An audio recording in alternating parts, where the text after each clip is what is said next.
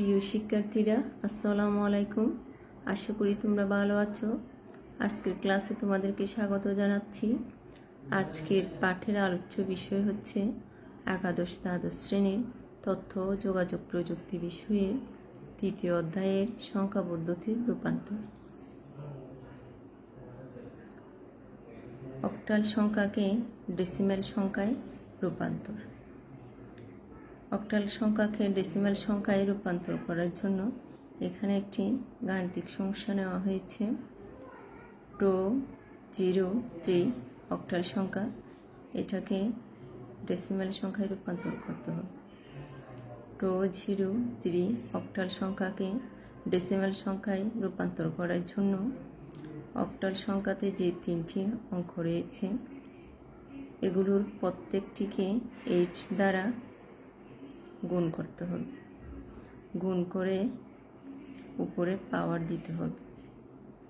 2 × 8 পাওয়ার 2 plus 0 × 8 পাওয়ার 1 plus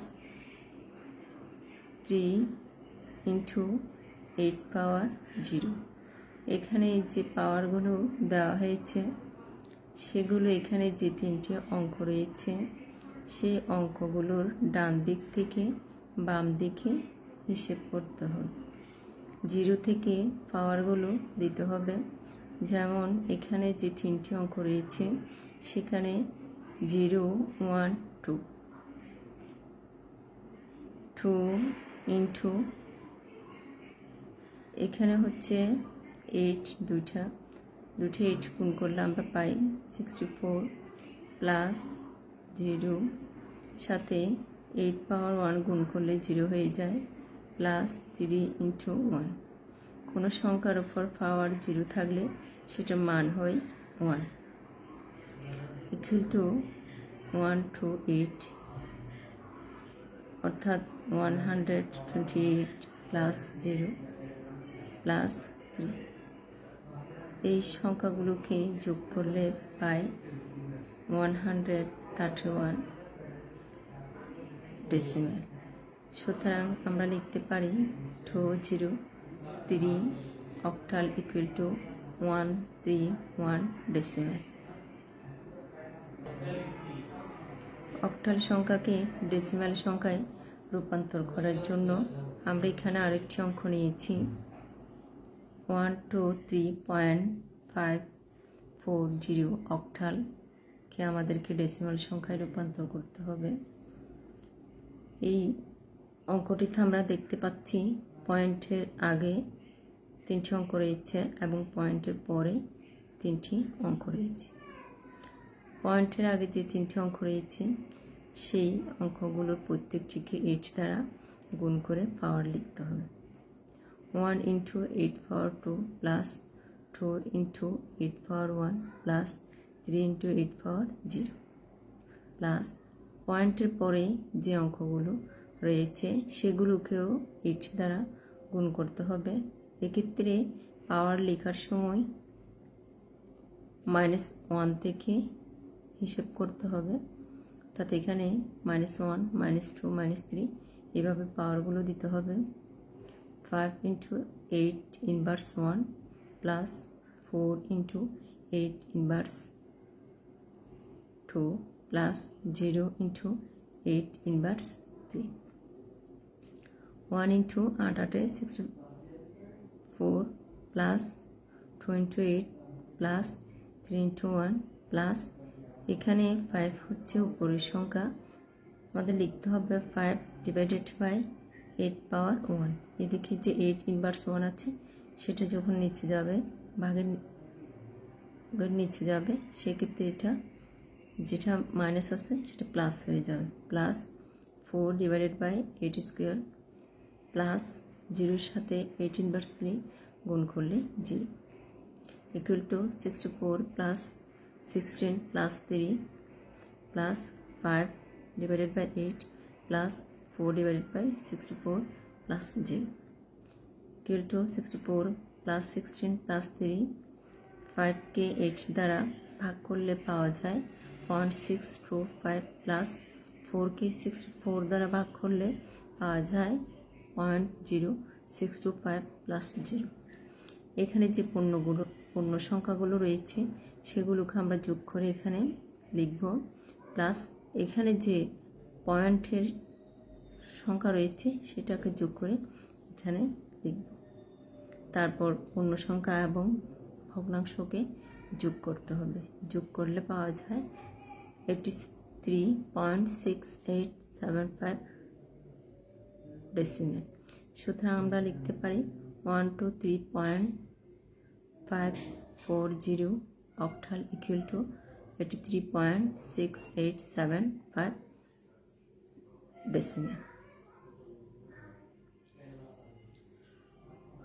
octal সংখ্যাকে binary সংখ্যায় রূপান্তর করার জন্য এখানে একটা গাণিতিক সমস্যা নেওয়া হয়েছে।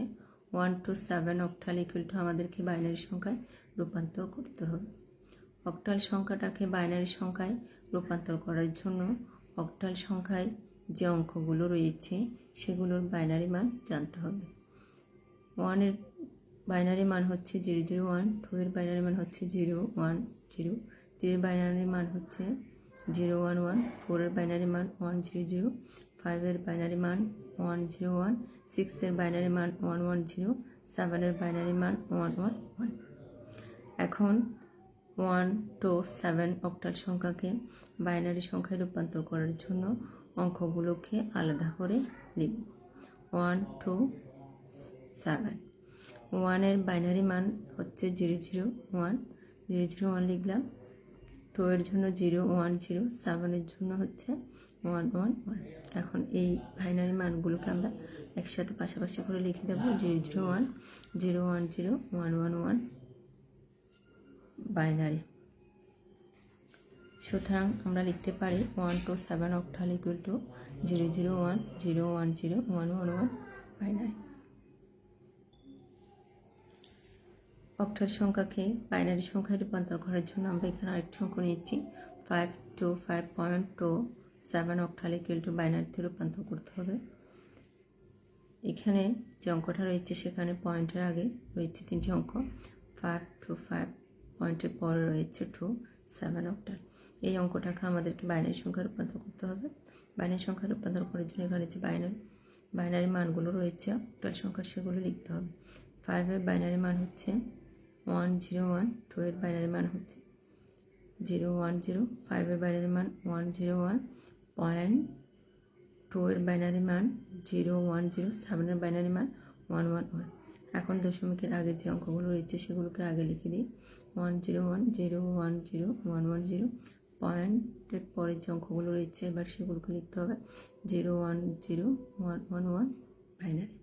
সুতরাং আমরা লিখতে পারি 5 to 5.27 octal equal to 101, 010, 101.010, 111 binary.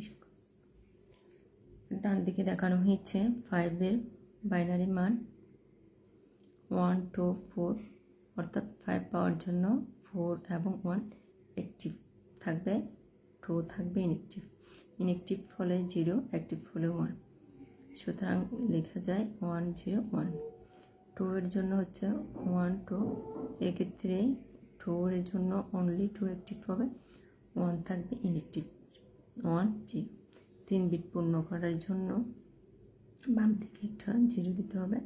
7 এর বাইনারি মান হচ্ছে 1 2 4 লিখে 7 পাওয়ার জন্য এখানে 3টি অঙ্ককে অ্যাক্টিভ করতে হয়।